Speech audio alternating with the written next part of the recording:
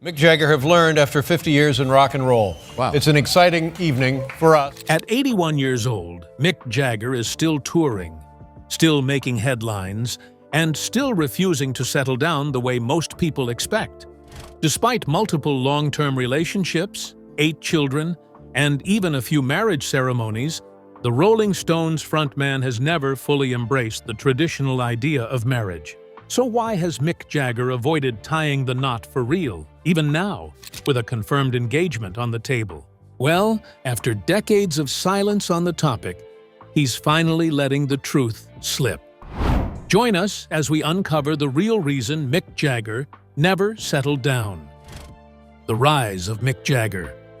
Mick Jagger was born on July 26, 1943, in Dartford, a small town in Kent, England. His father, Basil Joe Jagger, was a physical education teacher, and his mother, Ava, was a hairdresser.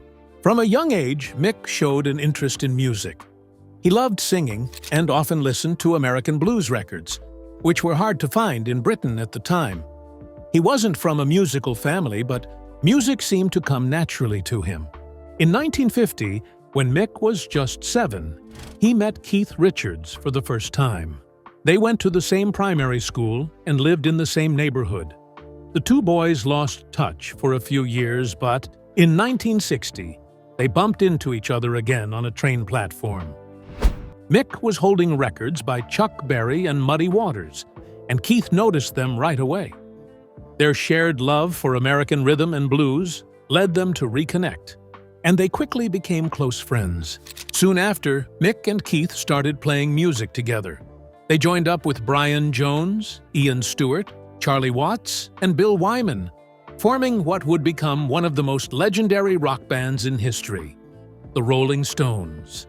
The band got their name from a Muddy Waters song, and from the beginning, they wanted to create a rougher, edgier sound than what was popular in British pop music at the time. The Rolling Stones' first gig was in July 1962 at the Marquee Club in London. They quickly gained attention for their raw energy, rebellious attitude, and unique style. While the Beatles were seen as clean-cut and friendly, the Stones were dangerous, wild, and sexy, and that made them stand out even more. Mick Jagger was the face of this difference. With his sharp features, skinny frame, and bold stage moves, he became a new kind of frontman. People were drawn to him instantly. By the late 1960s and early 1970s, Mick Jagger wasn't just famous for his music. He was also becoming known for his lifestyle. The rock world was changing. Music wasn't just about the songs anymore. It was about the image, the freedom, and the rebellion. Mick Jagger was the perfect symbol of this new era. Jagger fully embraced the excess of fame. He wore flashy clothes, partied hard, and surrounded himself with artists, models, and other celebrities. He represented the idea that you could live life on your own terms without rules or limits. This attitude was especially powerful in the 60s and 70s, when society was going through major changes. People were questioning authority, exploring new ideas, and breaking old traditions. Jagger didn't just follow these changes, he led them. Sexual liberation was a big part of this time, and Mick Jagger became a symbol of it. He was openly sexual on stage and off. He didn't hide his desires or apologize for them. His stage performances often included movements that were considered shocking back then: thrusting hips, tight pants, and a wild, animal-like energy. For some, he was scandalous. For others, he was liberating. Now that you know how he became one of the most famous men on the planet, let's look at the women who shared the spotlight with him. Maryanne and the Madness.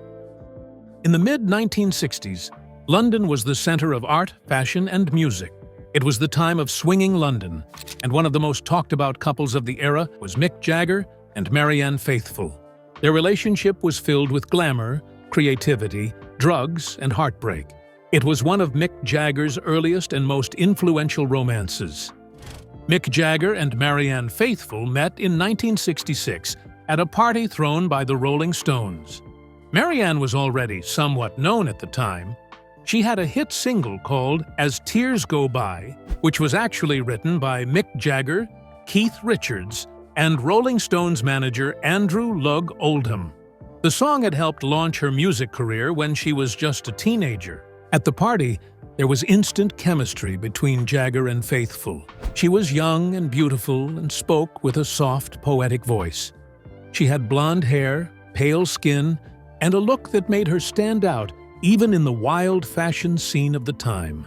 Jagger was attracted not only to her looks, but also to her intelligence and free-spirited attitude. Maryanne was part of the new London scene, a mix of artists, writers, and musicians who rejected old traditions and lived boldly. Soon after that party, they began dating. It didn't take long for them to become one of the most photographed and talked about couples in London. Before and during her time with Jagger, Maryanne Faithfull was already building a name for herself. Her musical style was a mix of folk and pop, and her delicate, dreamy voice made her stand out. Though As Tears Go By was her biggest early hit, she continued to release music throughout the late 60s. She recorded several albums and became known for songs like Come and Stay With Me and This Little Bird. Maryanne was also interested in acting. She appeared in stage productions and films including Girl on a Motorcycle, which gained attention for its bold content and for showing her as a symbol of female freedom. She became known not just as Mick Jagger's girlfriend, but as a talented artist in her own right. However, her personal life and her drug use soon began to overshadow her work. By 1970, their relationship had fallen apart. Maryanne's drug use had worsened, and she suffered a miscarriage, which added to her emotional struggles. Mick, meanwhile, was becoming more distant.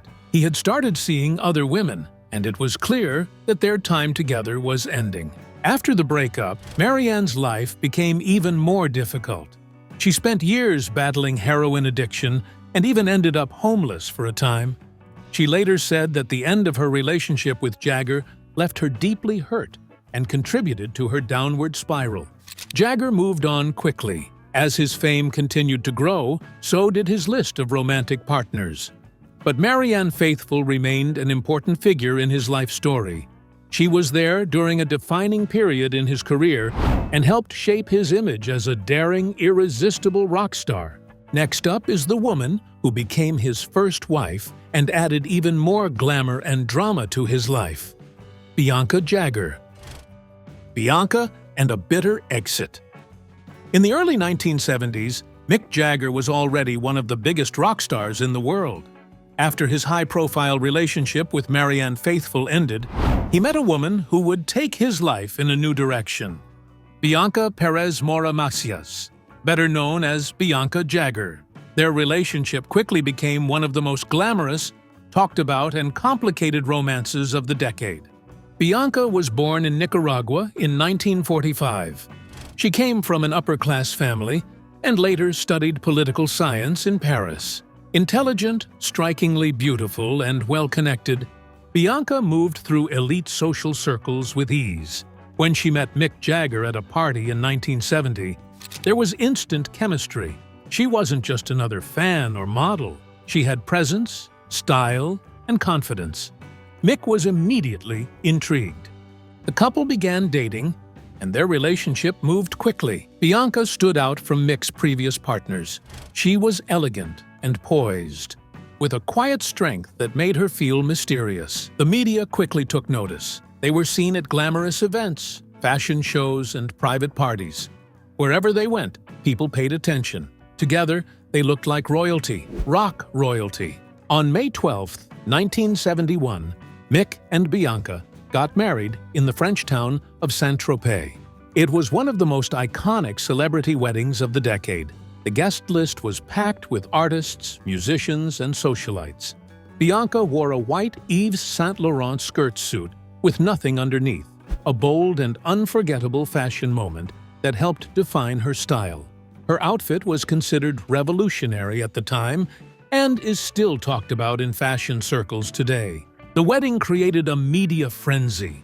Photographers and fans crowded the streets, hoping to catch a glimpse of the couple. It wasn't just a marriage, it was a cultural event. People around the world were fascinated by this union between a rock star and a glamorous international beauty. Just a few months after the wedding, Bianca gave birth to their daughter, Mick Jagger, in October 1971. With a new wife and child, it seemed like Mick Jagger was settling down. But that wasn't quite the case. Despite the magical beginning, the marriage between Mick and Bianca Jagger was troubled from early on. Mick's lifestyle remained wild. He continued to tour, party, and be surrounded by beautiful women.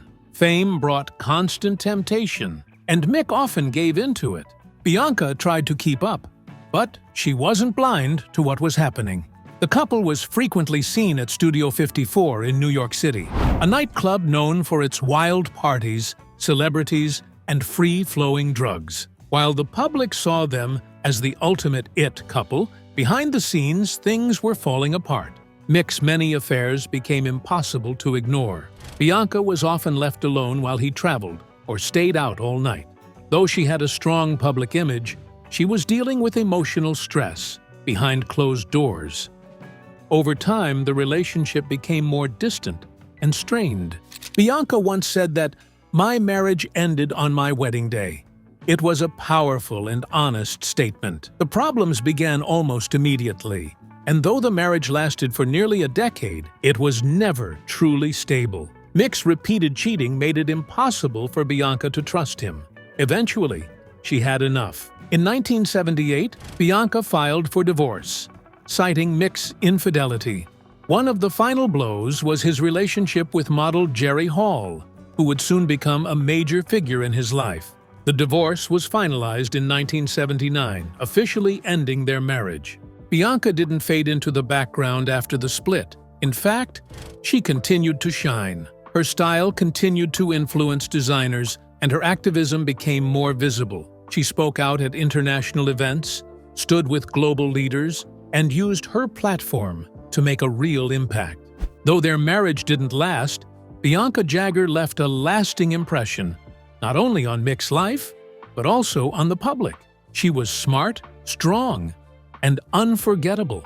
Her relationship with Mick Jagger helped define a part of 1970s culture, blending rock stardom with elegance and international influence. Next, we'll meet the woman who stayed in Mick's life for over 2 decades and became the mother of 4 of his children, Jerry Hall.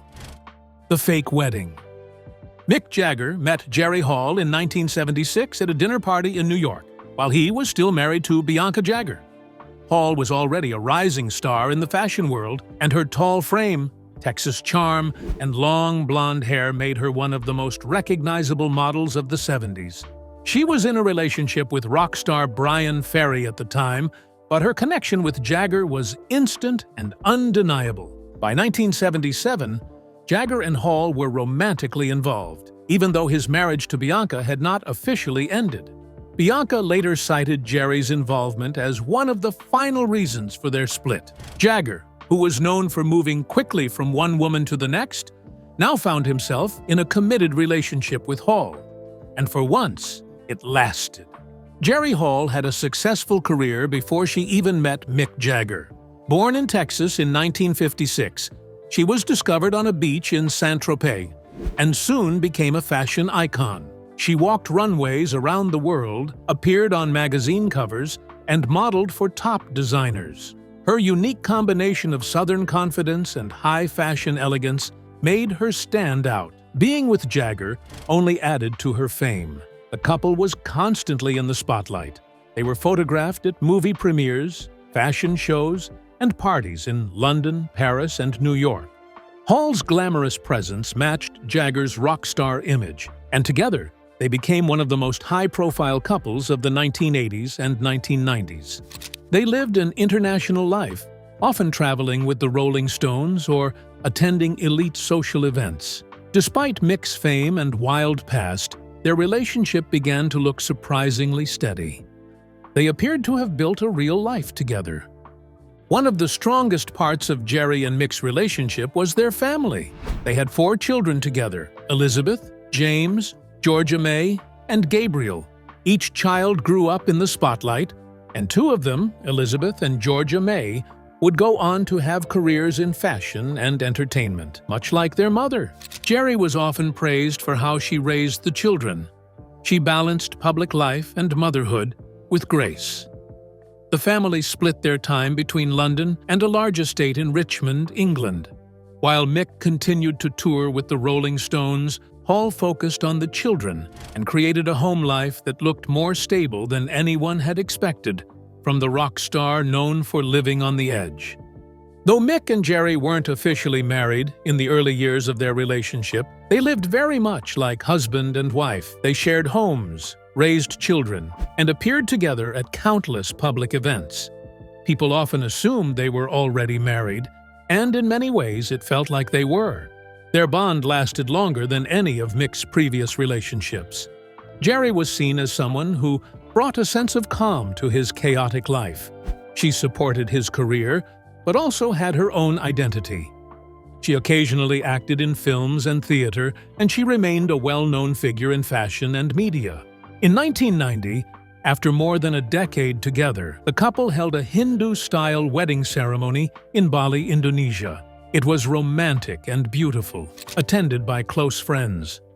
Jerry wore white, and Mick wore traditional Indian clothing. For many, it seemed like the final step in turning their long partnership into an official marriage. But things weren't quite as they seemed. Years later, during their painful breakup, it was revealed that the Bali ceremony was not legally binding under UK law. It hadn't been properly registered, and the ceremony didn't meet the legal standards for a valid marriage. This fact would play a major role in the end of their relationship. The real breaking point came in 1999 when news broke that Mick Jagger had fathered a child with Brazilian model Luciana Morad, whom he had met while on tour. The affair shocked the public, and it devastated Jerry. After so many years of standing by him through ups and downs, this was the final betrayal. Hall filed for divorce, only to be told that their marriage had never been legally valid. Instead, she had to file for annulment. Mick reportedly argued that since the marriage wasn't official, she wasn't entitled to a divorce settlement. The legal battle was short but intense, and it caused a media storm. In the end, Jerry received a financial settlement, and the couple officially split in 1999. Despite the public embarrassment and emotional pain, Jerry Hall handled the breakup with class and strength. She spoke openly but respectfully about what she had been through. She didn't hide her sadness, but she didn't allow it to define her either. She went on to raise her children, return to acting and modeling, and rebuild her life outside of Mick Jagger's shadow. Her honesty and resilience won her admiration. She showed that even after decades in a difficult relationship, it was possible to walk away with dignity. While Jagger moved on quickly, Jerry focused on her family and continued to shine on her own terms. But Mick Jagger's love life didn't slow down. In fact, his next affair would start another major chapter, and this time, it involved a much younger woman and a new scandal. Drugs and raids. The 1960s was a time of big changes in society. Around the world, especially in the United States and the UK, young people were challenging old traditions. There was a growing movement of freedom, self-expression, and rebellion. Music played a huge role in that change, and bands like the Rolling Stones were at the center of it all. While the Beatles were seen as the polished and friendly face of rock and roll, the Rolling Stones were their darker, wilder counterparts. From the beginning, Mick Jagger, with his swagger and bold lyrics, was seen as a symbol of the new generation. Someone who didn't follow the rules and didn't want to. As the band grew more successful, they became closely tied to the growing drug culture of the 1960s. Marijuana, LSD, amphetamines, and other substances were widely used, especially in creative circles. Many believed these drugs helped artists break boundaries and find new ways to express themselves. Jagger was no stranger to this world. Surrounded by musicians, artists, and free thinkers, he quickly became part of the counterculture movement. He wasn't afraid to explore new ideas, including experimenting with drugs. Over time, this became a key part of his image. A smart, rebellious rock star who pushed limits and didn't care what people thought. One of the most important events in Mick Jagger's early career happened in February 1967. It took place at Keith Richards' country home, a large estate called Redlands, located in Sussex, England. That weekend, Jagger, Richards, Maryanne Faithfull, and a few others gathered at Redlands for what was supposed to be a relaxed gathering. Unbeknownst to them, the British tabloid News of the World had just published a negative article about the band's drug use. The story accused Jagger and others of using drugs openly, and it sparked public interest and concern. Under pressure to act, the police launched an investigation and quickly organized a raid. On February 12, 1967, without warning, the police stormed into Redlands. They searched the house and found cannabis, amphetamines, and drug paraphernalia. The scene quickly became scandalous. One of the most talked-about moments was the discovery of Maryanne Faithfull, who was reportedly wearing nothing but a fur rug. Though she wasn't arrested, the press latched onto the detail, turning it into a headline. The media exploded with the story. Some called the raid a necessary action against the dangers of drugs, while others felt it was a clear attempt to embarrass and punish a famous band. The public was fascinated. For many, this moment became a symbol of the clash between the older conservative generation and the wild, changing world of youth culture. Mick Jagger and Keith Richards were both arrested following the raid. They were charged several months later. Jagger was accused of possessing amphetamine tablets, which had been found in a jacket he had borrowed. Richards was charged for allowing his home to be used for drug use. The trial took place in the summer of 1967 and became a national event. Reporters filled the courtroom. Photographers waited outside.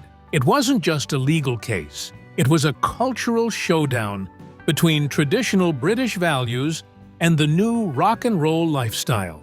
The court did not go easy on them. In June 1967, Jagger was sentenced to 3 months in prison and Richards was given 1 year. The judge wanted to make an example of them, sending a message that drug use, even among celebrities, would not be tolerated.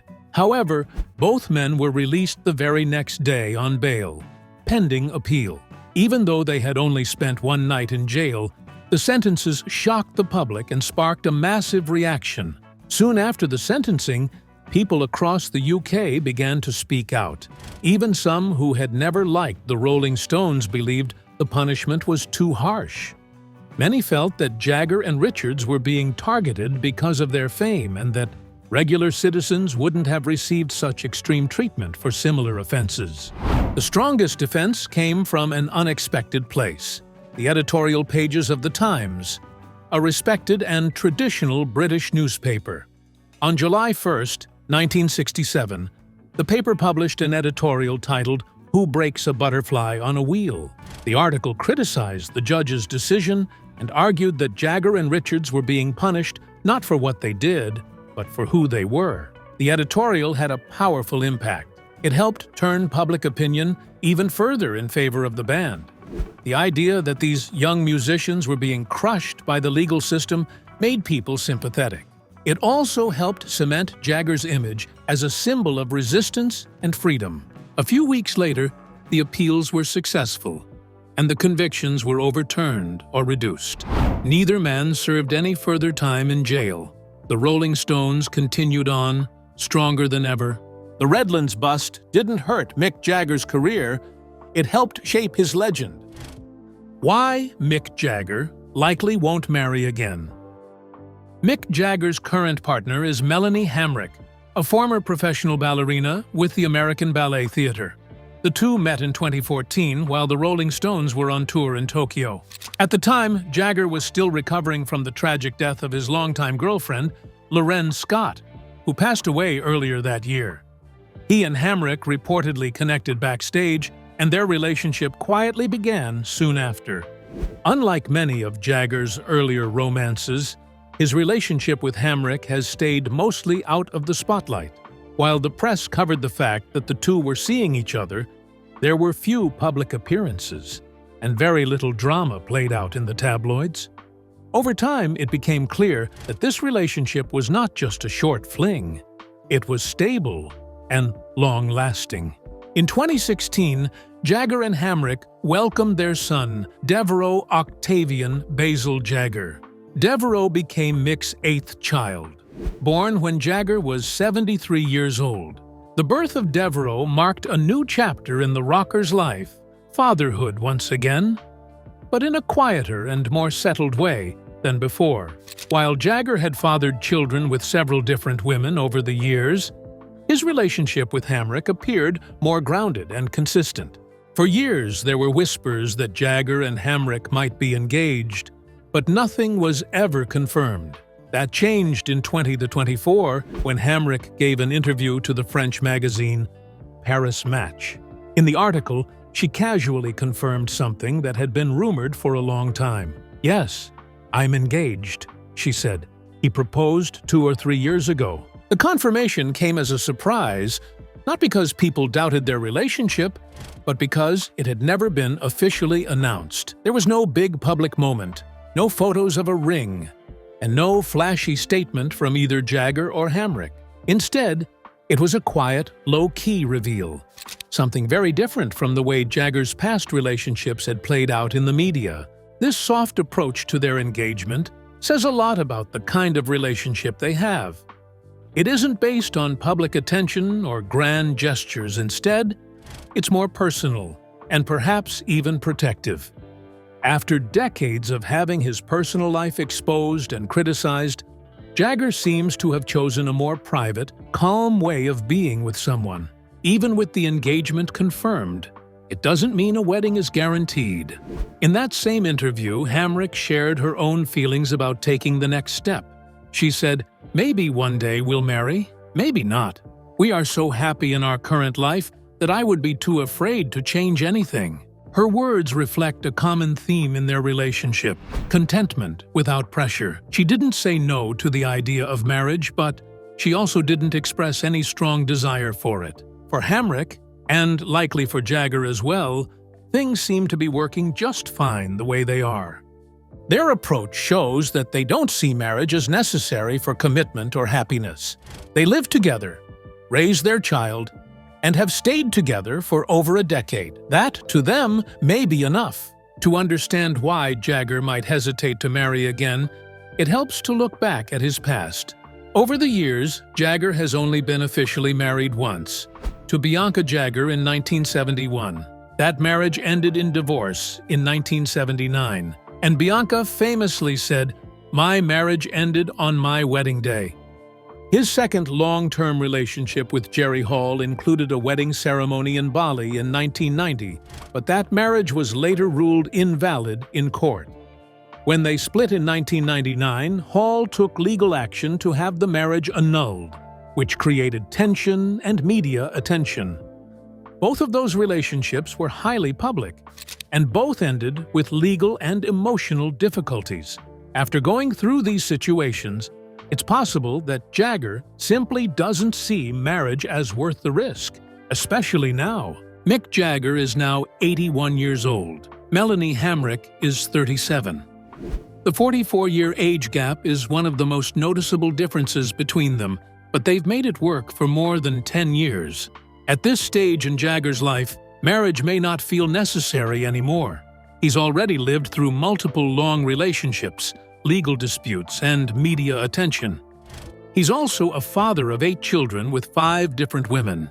Adding a legal marriage to the mix might just complicate things, especially when it comes to finances, inheritance, and long-term planning. Jagger has trusts, wills, and arrangements in place for his children and assets.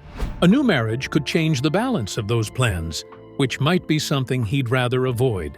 At this point, he may feel that commitment doesn't need to be proven through marriage. He and Hamrick already live as partners and co-parents. That may be more than enough. If you enjoyed this video, don't forget to like, share, and subscribe for more music history and rockstar stories.